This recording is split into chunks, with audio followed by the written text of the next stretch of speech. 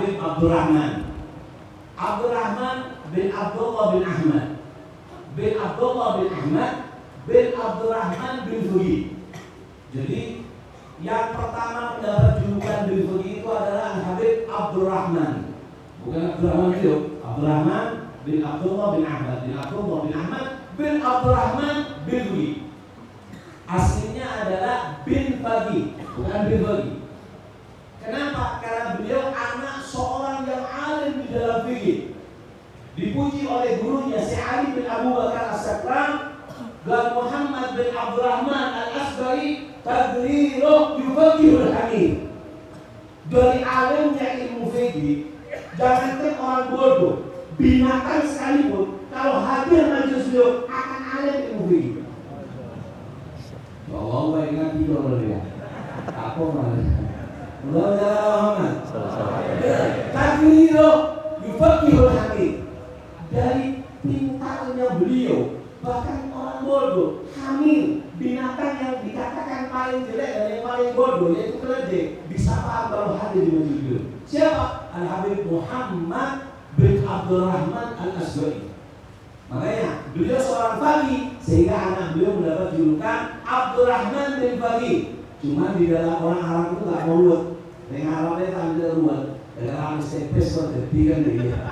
Jadi semua apa alifnya dibuang, baknya dibuang menjadi bin Faqih Abdurrahman bin Faqih bin Muhammad bin Abdurrahman Al-Asbari bin Abdullah bin Ahmad bin Ali bin Muhammad bin Ahmad Al-Syahid Ibn Sayyidina Wahid Muqaddam. Allahumma Muhammad. Kenapa beliau mendapat julukan Alamatud Dunya? Alamatud Dunya ini orang paling alim sedunia, paling orang alimnya satu dunia. Dan yang ngasih nama bukan sembarangan, bukan YouTuber yang ngasih nama. Syekh Al-Habib Abdullah bin Alawi Al-Haddad Sahibul Ratib. Habib Abdullah bin Alawi Al-Haddad itu, beliau ini hadirnya sama Allah lebih banyak daripada hadirnya kepada manusia. Sampai beliau itu kalau ada orang tanya, kemudian dijawab sama Habib Abdullah bin Alawi Al-Haddad, beliau mengatakan bahasanya, ini jawabannya. Tapi gini, kata Habib Al-Haddad, ente kalau anak jawab, ente terima. Khusyuknya anak ente itu sulit seperti khusyuknya ente di dalam sholat. Karena beliau kalau ada pertanyaan, diberikan kepada santri beliau Habib Abdurrahman bin Abdullah bin Faqih Sahibul Ratib. Kemudian ketika dijawab, beliau dalam keadaan dulu langsung dijawab, dikasihkan, kemudian diminta sama Habib Al-Haddad apa jawaban dari Abdurrahman. Dilihat, kemudian beliau mengatakan hadza alamatud dunya. Bahkan beliau kalau ke rumahnya Habib Abdurrahman bin Abdullah bin Faqih, ketika megang usai rumahnya mengatakan wallah ma fil aqwam min Abdurrahman. Juga ada di alam ini yang alim seperti dari Abdurrahman.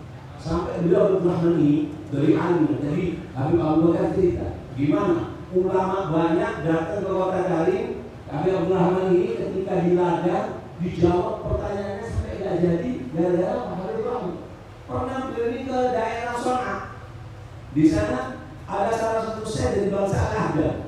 Ketika ngajar seperti ini, ada yang tanya pertanyaan atau di satu bab kitab sulit, nggak ada yang bisa menyelesaikan.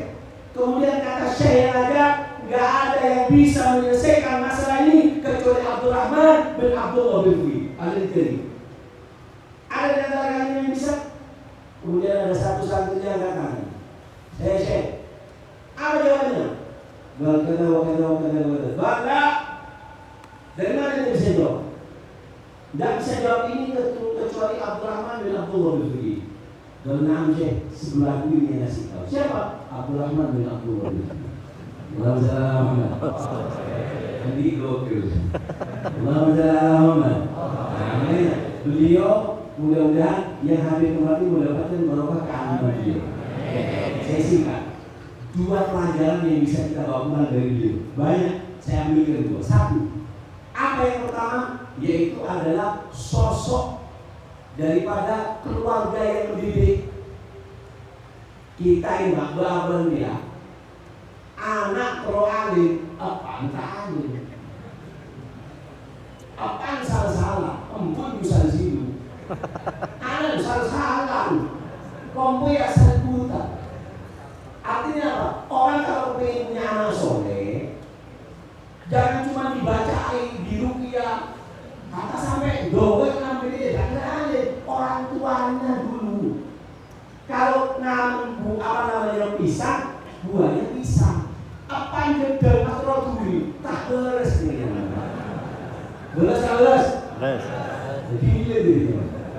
Jadi kalau ingin punya anak soleh, maka apa? Bapaknya harus soleh dulu. Kita lihat. Abi Abdul Rahman, satu tahun ala buyutil ilm, terdidik daripada rumah yang dipenuhi dengan ilmu.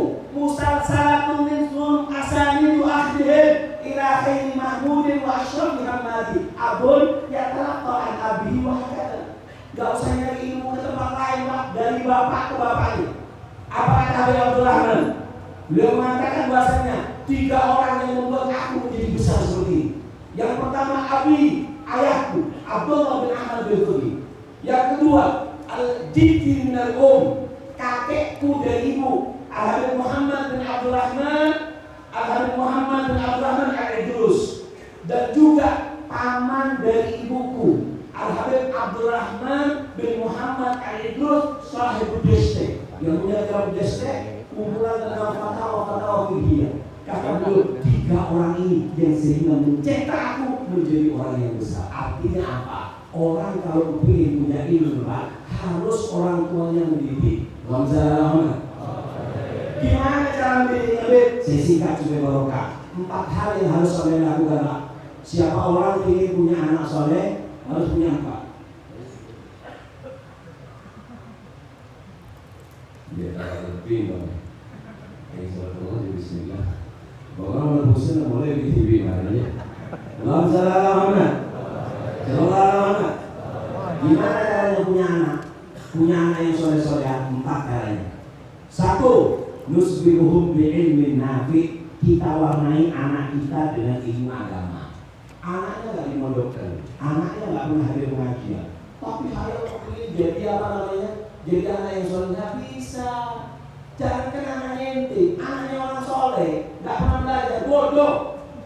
Manjalasal asyrar, wa in kana minal akhyar, minal asyrar. Anaknya orang baik, anaknya kiai, dulu sama orang jelek, dihitung dari orang jelek. Anaknya Habib, duduk sama orang nakal, jadi nakal, Pak. Dia anaknya Habib, kemudian kakek, bodoh. Ini Habib. Ini beda. Wes. Artinya apa? Islam bukan aliman. Ya ada orang masuk dari tadi. Jadi berikan anak sampean itu ilmu agama. Wassalamualaikum. Tapi Abdul Qadir bin Ahmad As-Sikar, beliau mengatakan bahwasanya siapa orang yang naruh anaknya di depan orang soleh, ditaruh di pondok. Ini ada pesantren di sini. Ditaruh pondok. Istimewanya ada 4. Apa? Ya'rif tariquddin, tahu caranya beragama yang baik dan benar. Yang kedua, ya'rif tariqur rahmah, tahu caranya kasih sayang. Yang ketiga, ya'rif tariqul akhirah, tahu caranya berjalan menuju akhirat. Yang keempat, ya'rif tariqul hidayah, dia akan tahu caranya mencari hidayah. Kalau anaknya ditaruh di tempat orang soleh. Ini yang pertama. Saya singkat. Yang kedua, gimana caranya kalau ingin punya anak yang soleh? Doa, didoakan, Pak.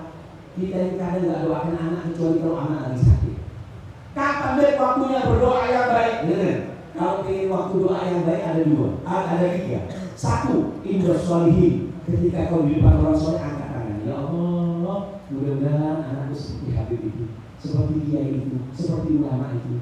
Itu doa yang paling bagus. Yang kedua, indah syam, ketika berpuasa. Dan Allah telah menyatakan ini alaitu ala nafsi anda arudadak warsa'in. Aku telah berjanji, aku tidak akan menolak doa orang yang berpuasa. Yang ketiga, indalel, ketika malam hari. Ketika di malam hari kita berdoa. Ini waktunya berdoa. Saya tingkatnya yang ketiga, kalau ingin punya anak soleh, aklul halal, beri makan sehalal, Pak.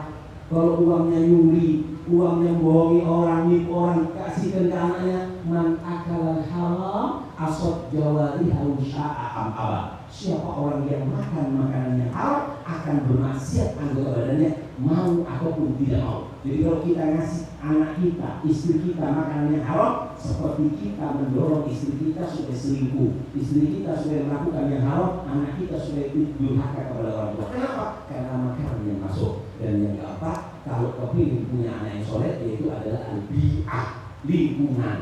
Kakeknya para sahabat ini, Sayyidina Ali Khalil ketika masuk ke kota Taif, apa yang dilakukan? Pertama bangun masjid Bani Ahmad yang sekarang namanya Masjid Bani. Kemudian buat hauto, dikeliling Pak, dipagar, nggak boleh keluar dari tempat itu kecuali mereka sudah menghatamkan dan menghafalkan dan mengamalkan kitab Bidayatul Hidayah. Kenapa? Dijaga lingkungan. Kenapa? As-sohib, sahib, teman itu sangat menarik kepribadian anak kita. Terakhir, sebagai penutup pelajaran yang kedua dari Alamatul Dunya, beliau adalah tujarul akhirah. Beliau ini jangan dikira, iya Habib itu jadi wali, nggak punya pekerjaan.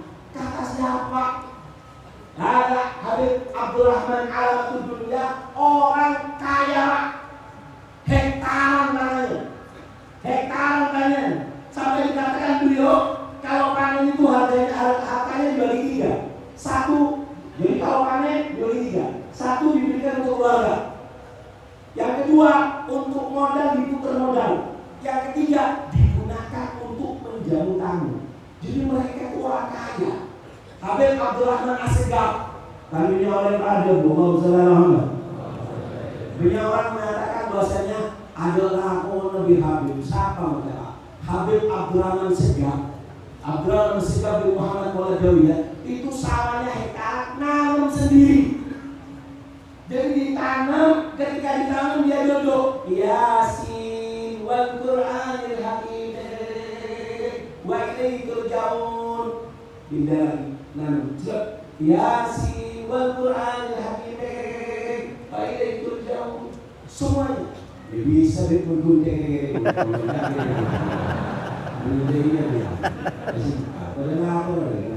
kami juga manusia. Allah Muhammad.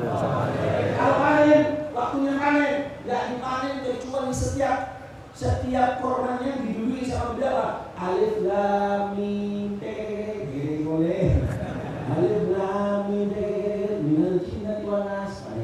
Dan anak beliau yang perempuan sudah boleh mencicipi kurma yang dipanen kecuali membaca subhanallah alhamdulillah la ilaha illallah Allahu akbar 30.000 yang perempuan. Yang laki lidah dari itu hati lonte 60.000. Mana sebelum dua lagi itu. Bocah general tadi cuma menjadi masalah. Allah Muhammad. Mereka adalah tujarul akhirah, tujarul. Sekarang enggak, baru jaga kontor, enggak Jumatan. Betul gitu. Baru jadi kuli. Ya Allah sudah enggak sholat. Mereka adalah rijalun la tulhihim tijaratun wa la bai'un. Dikira. Pak, kerja itu boleh. Yang enggak boleh itu cuma satu. Pekerjaan yang membuat kita lupa kepada Allah. Maka pesel manis Pak, pesel mana? Pesel mana? Saya tutup akhir. Nakil bil bisor.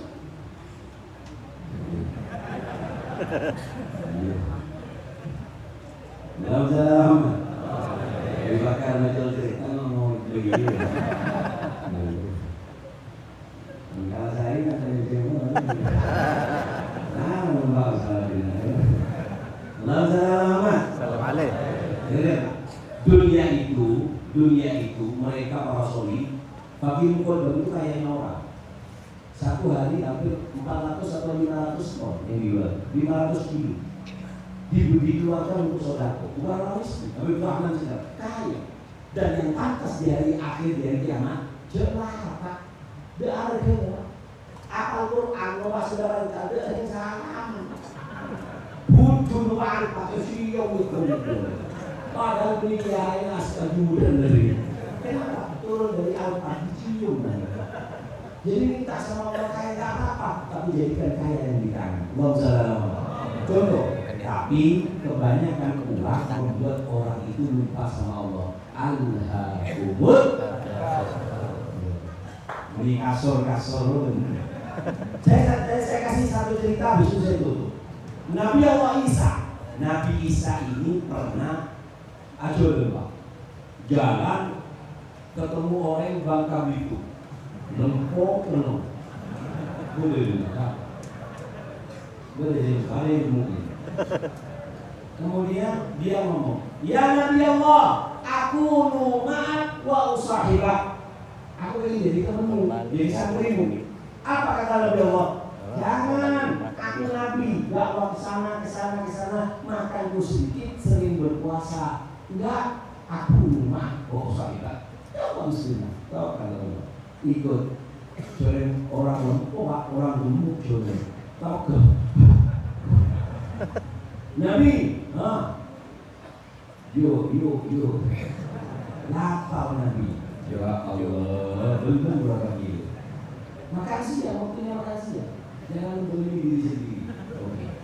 Kamu datang ke rumah itu rumah bilang Nabi Isa lewat sini, nanti dia akan ngasih makanan. Datang sama sini. Tok, assalamualaikum, waalaikumsalam. Kenapa? Jadi ini kita padu, assalamualaikum, waalaikumsalam. Ini ziyadah lebih nambahi garam sedikit biar agak kaya. Ketika dikatakan assalamualaikum, waalaikumsalam, kenapa? Saya santrinya Nabi Isa, ada salam dari Nabi Isa. Ya kenapa? Nabi Isa lewat. Oh ya, tunggu sebentar. Akhirnya diambilkan nasi atau roti, diambilkan nasi bungkus 3 dikasih. Kata si orang itu, kok dikasih 3? Kan saya sama Nabi Isa. Oh, dia tahu kalau saya ini orang gemuk, makannya buat lipat. Akhirnya, bismillah, dikasih ke Nabi Isa. Ini Nabi Isa, lihat, ayo makan. Dikatakan, ini kok 3 Nabi? Ya, kamu 1, aku 1. Yang 1. Nanti tengah jalan kalau lapar kita bagi 2. Makan, makan. 3-1 kata Nabi Isa. Tunggu aku mau ke sungai ngambil air. Kembali dari sungai, al-patokan roti wal nasiu bin salabin hilang nasi. Kata Nabi Isa, aina roti, siapa yang ambil gue ini? Lah, aku nggak tahu kan ya. Imanuhum fi butunihim. Imannya ada di perutnya ya. Lapor bohong ini mana. Akhirnya kata Nabi Isa, ya sudah, nggak ada bukti, nggak ada CCTV, mungkin jalan. Tengah jalan karena telat, perahunya nggak ada. Nabi Isa Pak punya mujizat. Kata Nabi Isa, ayo pegangan. Iya Nabi. Dipegang tangannya sama Nabi Isa, jalan di atas air. Ketika jalan di atas air, ini orang Bangka Belitung yang gemuk ini, yang hitam ini Bangka Belitung ini. Subhanallah. Sampai di tepi ditanya sama Nabi Isa, hebat aku. Nabi paling hebat. Sungguh as'aluka billadhi aroka hadhil ayat man akhodar rabi. Aku demi zat yang memperlihatkan kepada kamu yang memperlihatkan ini mujizat khusus Nabi. Kamu dapat izin melihat live mujizat secara live. Nah, sekarang aku mau tanya, yang ngambil nasi dari apa katanya? Lagu. Oke, ini kamu tahu ini. Jalan lagi. Ketika jalan Nabi Isa kelihatan kampung yang mati, rumahnya ini hancur mati. Nabi Isa lewat, ini tembok dibobol. Wahai tembok, berbicaralah. Cerita tembok ini. Langsung dari TV layar kayak gitu ada suara. Ini daerah ini gini, Allah turunkan ada gini. Ini melihat mujizat secara live. Mencari menurut colon nama. Tembok, iya tembok. Subhanallah, Nabiullah. As'aluka billadhi araka hadhil ayat man akhodar rabi. Demi zat yang memperlihatkan mujizat ini, siapa yang mengambil roti? Enggak ada. Enggak tahu. Tengah jalan Nabi, lapar lagi Nabi. Mending bawa kambing bisa disembelih. Alas, ketika Nabi Isa santrinya rasa lapar, ada anaknya menjalan, kijang, dipanggil sama Nabi Isa. Anaknya kijang itu langsung di depan Nabi Isa, tiduran langsung siap disembelih. Sama kayak kita. Kalau lihat kucing, subhanallah langsung lari kucingnya. Apa kata kucing? Ini yang sering gak kasih makan tapi lempar sendali. Kalau ini enggak, apa? Langsung tidur disembelih sama Nabi Isa. Ketika disembelih dimakan, sudah dimakan tinggal tulangnya. Gum biidznillah. Baru dengan izin Allah, tulang terbungkus daging, daging terbungkus kulit, kulit tumbuh bulu, langsung ditiupkan roh oleh Allah, langsung hidup, langsung lari. Kaget nih loh. Subhanallah. Mukjizat lagi. As'aluka billadzi araka hadil ayat maka lagi. Siapa yang ngambil? Nabi Isa kesal ini orang harus diakhiri. Kalau tidak lapor semua nggak ada yang. Akhirnya jalan sampai tengah jalan Nabi Isa mainan kerikil pak, mainan batu kecil-kecil dikumpul dari anak kecil, dibuat gunung-gunungan batu, gunung-gunungan batu, gunung-gunungan batu, dipukul sama Nabi Isa. Kuning dahaban, jadilah kamu batu. Matanya yang Bapak Bitung tadi itu hijau pak, keluar huruf dolar, S ada garisnya. Wow, ajib. Apa tadi bisa? Ini satu buat kamu. Alhamdulillah. Satunya buat aku. Nabi kan 3, satu aku, satu kamu. Yang satu ini siapa? Ini jatahnya orang yang makan nasi yang ketiga. Yang makan nasi ketiga ini jatahnya. Apa dia? Anak dari aku. Saya yang makan nasi. Apa kata bisa? Bahasa gaulnya. Oh gue. Ada di roku ini ambil semuanya lo gue. Ditinggal sama Nabi Isa. Ketika ditinggal sama Nabi Isa, kemudian rakus ini orang kalau tamat dunia. Orang kalau sudah tamat dunia kayak ini. Patang pikirannya. Apa? Bingung. Ya apa cara buat ini? Bajunya dibuka, sarungnya dibuka. Ya apa caranya? Subhanallah. Dunia itu nasibnya seperti ini. Datang 2 perampok, datang dua perampok, bingung di santrinya. Ya Allah, 2 perampok gimana ini? Sudah damai, nggak usah direbutan. Ini sudah saya siapkan. Kamu satu, saya satu. Oke, aman, pulang. Jangan dulu. Orang itu sama, dunia itu nggak ada kenyangnya. Nggak bisa kenyang kalau semua punya 1 gunung, punya 2 gunung, 2 gunung, 3 gunung. Nggak kenyang kecuali kalau sudah makan tanah. Kalau masih makan Indomie, suka sama uang. Kalau sudah makan uang habis. Mau selamat. Baik. Akhirnya apa? Ketika itu langsung si anak ini ngomong, gini, kalau kita makan nggak kenyang emang, 1 bawa emas pergi ke pasar. Ketika pergi ke pasar 1, yang 1 yang 2 jaga sini. Oke. Penjahatnya yang 1 ke pasar beli makanan, yang 2 jaga. Kata yang satunya Nabi Isa, kalau bagi 3 nggak enak, bagi 2 aja. Terus gimana? Nanti dia kan bawa roti ke sini, roti yang kita makan orangnya dibunuh. Terus kita bagi 2. Oke, setuju. Yang beli roti punya pikiran lain. Saya kok dijadikan kayak perempuan di pasar. Mending saya makan roti 1 di pasar, yang 2 saya kasih racun tikus. Pulang sampai sana dia makan, kejadian mati semua punya. Akhirnya apa? Datang yang bawa roti, dibunuh. Ketika dibunuh kata saya berinya bisa, ayo sebelum kita bawa pulang bagi 2, kita makan roti masing-masing. 1 makan, semuanya mati di berdua. Gak lama Nabi Allah Isa lewat dan melihat santrinya mati di depan mas. Kata Nabi Isa, hadhihi dunya ba'daruha. Inilah nasibnya orang yang terjun kepada dunia tanpa memiliki ilmu agama dan seorang guru yang mendidik. Nasibnya akan jadi seperti ini. Kemudian dipukul lagi menjadi batu. Artinya kita boleh dari dunia dan sampai lupa ke akhirat. Ini yang bisa saya sampaikan. Minta maaf apabila nanti kalam, minta maaf mudah-mudahan semuanya mendapatkan barokah. Assalamualaikum warahmatullahi wabarakatuh.